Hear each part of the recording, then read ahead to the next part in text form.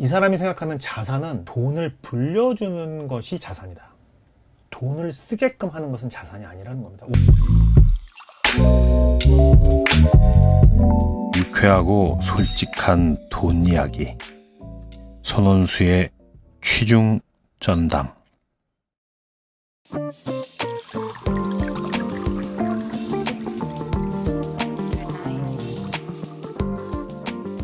여러분 안녕하십니까, 손원수입니다. 취중 쩐담. 저도 뭐 하라고 하니까 하는데 술을 이렇게 두고서 하는 게 맞는지 모르겠습니다. 제목이 취중 쩐담이다 보니까 오늘은 좀 제가 한 모금 마셨습니다. 라이트는 제가 제일 좋아하는 저랑 한 18년 정도 같이 일한 회계사 한 분이 계신데 그분이 제일 좋아하는 술입니다. 이 쿠어스 라이트. 선전하려고 나온 건 아니고요. 무슨 뭐 후원받은 것도 아닌데 그분이 참 좋아하는 술입니다. 가장 약한 맥주라고 하더라고요. 오늘은 제가 부자 아빠 가난한 아빠라고 하는 일본계 미국인입니다. 로버트 키요사키라는 분이 쓴 책에 대해서 간단하게 말씀을 드리겠습니다. 저한테는 상당히 충격이었습니다. 제가 대학 때 경제학을 전공했고 제가 MBA에서 파이낸스하고 어카운팅을 공부를 했는데 어느 누구도 평생 가르쳐주지 않았던 그런 부분에 대해서 최근에는 이제 이건 다른 분이 쓴 책인데요. Profit First라는 책이 있습니다. 이건 뭐냐면은 뭐 제가 책을 읽어보진 않았습니다만 제목만 가지고 말씀을 드리면 항상 프로핏을 먼저 생각하라는 내용입니다. 그래서 그로스 프로핏이라고 하죠. 우리가 얼마를 총 버느냐를 생각하지 말고 비용을 제하고 너한테 정말 쥐어지는 텍스를 내고 남은 우리가 보통 그걸 가용 자산이라고 하죠. 가용 자산, 쓸 수 있는 너한테 마지막 파이널리 네가 쓸 수 있는 돈이 얼마인지 그 부분에서 생각을 해라, 이런 내용입니다. 만약에 100만 불을 번다고 하더라도 그 100만 불을 벌기 위해서 90만 불을 쓴다면 사실은 넷 프로핏은 10만 불 아니겠습니까? 하지만 20만 불을 번다고 하더라도 그게 꽁돈이면은 텍스도 안 내고 그걸 택하라는 거겠죠. 그게 이제 프로핏 퍼스트라는 내용인데, 죄송합니다 여러분. 술 한 모금 마셨더니 제가 다른 얘기를 했는데 부자 아빠 가난한 아빠로 돌아가겠습니다. 이 부자 아빠 가난한 아빠를 쓴 그 로버트 키요사키는 지금도 왕성하게 활동을 하고 있습니다, 여러분. 미국의 각지를 돌아다니면서 돈에 대한 강의를 하는데 이 사람의 부인이 회계사예요. CPA. 금발의 CPA입니다. 예쁘장하게 생겼습니다. 이 세상에는 인컴이 두 가지가 있습니다, 여러분. 액티브 인컴이 있고 패시브 인컴이 있습니다. 우리는 언제까지 이 머슬을 움직여가지고 일할 수 있는 게 아니기 때문에 액티브 인컴은 일을 해서 버는 수입입니다. 자영업 수입이라든지 또는 웨이지 인컴이라든지 이런 것들이 다 액티브 인컴입니다. 이 액티브 인컴이 아니라 패시브 인컴이라고 하죠. 자본소득, 이자소득, 임대소득, 이쪽으로 가야 됩니다. 나이가 들수록. 그래서 저는 사실 고객분들한테 그런 얘기를 많이 합니다. 젊었을 때는 열심히 일을 해서 돈을 벌어야겠지만 나이가 들수록 액티브 인컴에서 점점 패시브 인컴으로 전환시키는 과정, 얼만큼 성공적으로 전환을 시키느냐에 따라서 여러분들의 노후가 달라집니다. 여러분도 취중 쩐담이니까 들으실 때 심심하시면 맥주 한잔 하십시오. 제가 첫 번째 잔이니까 취하지 않았습니다. 걱정하지 마십시오. 다시 로버트 키요사키로 돌아오겠습니다. 이 사람이 이야기하는 거는 가장 대표적인 게 사실은 두 가지 정도 이론이 있습니다. 첫 번째는 뭐냐면 이 사람은 4사분면에다가 직업이라고 할까요? 어떤 사람들이 돈을 버는 거에 대해서 정리를 했습니다. 뭐 1사분면, 2사분면, 3사분면, 4사분면 해가지고 1사분면에는 누가 들어있냐면 인플로이입니다. 웨이지를 받는 분. 제가 이런 내용들을 우리 직원분들한테 잘 말씀 안 드리려고 하는데 직원 그만두고 나가서 저 회사 차릴까봐. 인플로이가 사실은 제일 불쌍한 사람들이라는 겁니다. 이거는 공무원이건 아니면 아무리 고액 연봉을 받는 정말 CEO건 다 똑같다는 겁니다. 이 로버트 키요사키 얘기는 딱 시간 되면은 출근해가지고 딱 그 시간 동안 정말 일해가지고 그 시간 안에 돈을 버는 사람들, 인플로이들. 그 다음에 두 번째 분면에는 자영업자가 있습니다. 저는 그 약사들 많이 생각을 하는데요. 약국의 약사들 보십시오, 여러분. 약사가 화장실 가면은 일단 그 비즈니스는 잘 스탑이에요. 약사가 돌아와야 됩니다. 약사가 팔아야 되니까. 아무리 이제 전문가라고 하더라도 자기가 없으면 비즈니스가 돌아가지 않는 경우에는 다 그 셀프 인플로이드라고 하죠. 자영업자에 해당됩니다. 똑같다. 인플로이나 자영업자랑 똑같다. 1사분면, 2사분면은 불쌍한 사람들이라고 이야기를 합니다. 이 로버트 키요사키는. 그럼 어디로 가야 되냐? 3사분면, 4사분면으로 가야 되는데 3사분면에는 누가 위치하느냐? 비즈니스맨입니다. 이 비즈니스맨은 뭐 하는 사람이냐면 사업하는 사람이에요. 저처럼 구멍가게 하는 사람은 셀프 인플로이드입니다. 큰 비즈니스를 하는 사람이에요. 어떤 사람이냐? 여러분, 얼마 전에 돌아가신 이건희 회장 같은 분입니다. 그분 감옥에 계실 때 디비던드를 죄송합니다. 감옥에도 잠깐 계셨지만 코마 상태로 굉장히 오래 계셨죠. 제가 알기로는 우리 이건희 회장님께서 그 한남동 자택에서 피자를 드시다가 밤에 이게 피자를 드시는 걸 좋아했다고 그래요. 피자 드시다가 목에 걸려가지고 굉장히 빨리 그 병원으로 옮겼는데도 그 피자 때문에 목에 걸려서 그 코마 상태로 굉장히 오래 계셨죠. 한 5, 6년 계신 걸로 알고 있는데요. 어쨌든 이건희 회장님 그 코마 상태로 계시는 동안에 재산이 몇 조가 불었습니다. 이런 사람이 비즈니스맨입니다. 그래서 사업을 하는 사람.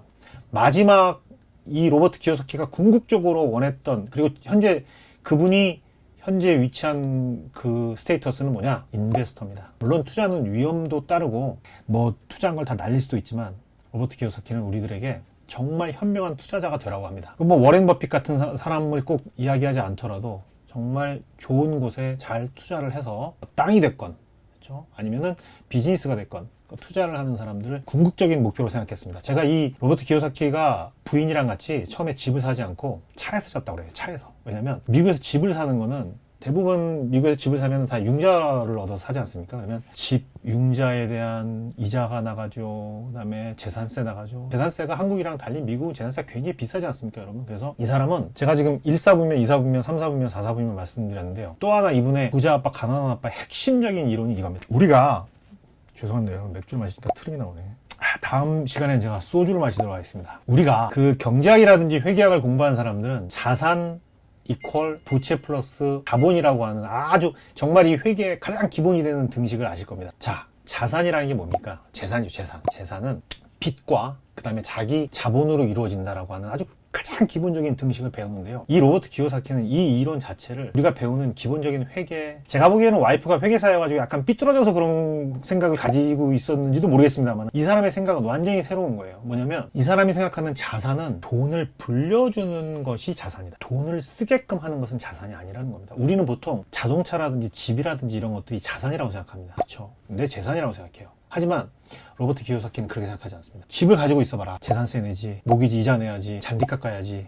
여러분 잔디 깎는데 돈 얼마나 많이 드는지 아십니까? 그 사람 쓰면 돈 많이 들어요. 청소하는 사람 부르면 또 돈 듭니다. 집을 관리하는데 돈이 무지하게 들어요. 큰 집일수록 더 듭니다. 어떤 집은요, 비싼 집은 1년에 프로퍼티 텍스 10만 불씩 나오는 집도 있어요. 프로퍼티 텍스는 그냥 날아가는 거 아닙니까, 여러분? 프로퍼티 텍스 10만 불이면 10년이면 100만 불이에요. 어마어마하지 않습니까? 근데 그런 집에서 사는 사람들이 꽤 있습니다. 이런 집은, 돈이 들어가는 집은 자산이 아니라 부채다. 자동차도 마찬가지예요. 좋은 차는 유지하는데 무지하게 많이 듭니다, 여러분. 돈이. 가스값도 비싸고. 이런 것들은 다 부채다. 그러면 진정한 자산은 뭐냐? 너의 재산을 불려주는 거. 임대를 할 수 있는 건물이라든지 또는 뭐 여러 가지가 있겠죠. 이런 것들이 진정한 자산이다라고 하는 것이 이 사람의 이론입니다. 저한테는 굉장히 큰 충격이었어요. 이 사람이 왜 차에서 살았냐면 자기 돈, 자기가 벌어서 생기는 그런 수익이 자기의 생활비를 충당할 때까지는 절대로 부채가 되는 그런 프로퍼티는 사지 않겠다라고 결심을 한 거예요. 그래서 와이프랑 정말 헌차 하나를 가지고 그 안에서 잤다 그러는데 솔직히 잘 모르겠어요. 제가 보질 않아가지고. 근데 그렇게 했다고 합니다. 거기서 자면서 정말 그 프로퍼티가 계속 쌓여서 인컴이 아무것도 자기가 하지 않아도 거기서 벌어들이는 소득이 자기가 쓰는 돈을 갖다가 넘어갔을 때, 그때부터 뭐 조금 집이라든지 차라든지 이런 것들을 생각했다고 합니다. 근데 참 독한 사람이라는 생각을 했었는데 어쨌든 자기가 믿는 것 하나를 위해서 그렇게 했다고 하는 것이 참 대단하지 않습니까, 여러분? 뭐 돈이 뭐 정말 다는 아니지만 여러분, 돈이 없으면 굉장히 불편합니다. 돈이 없으면 굉장히 불편해요. 제가 돈과 관련해가지고 정말 슬픈, 로버트 기요사키가 여러분 게임도 만들어서 돈과 관련된 게임, 그 우리 왜 모노폴리 하지 않습니까?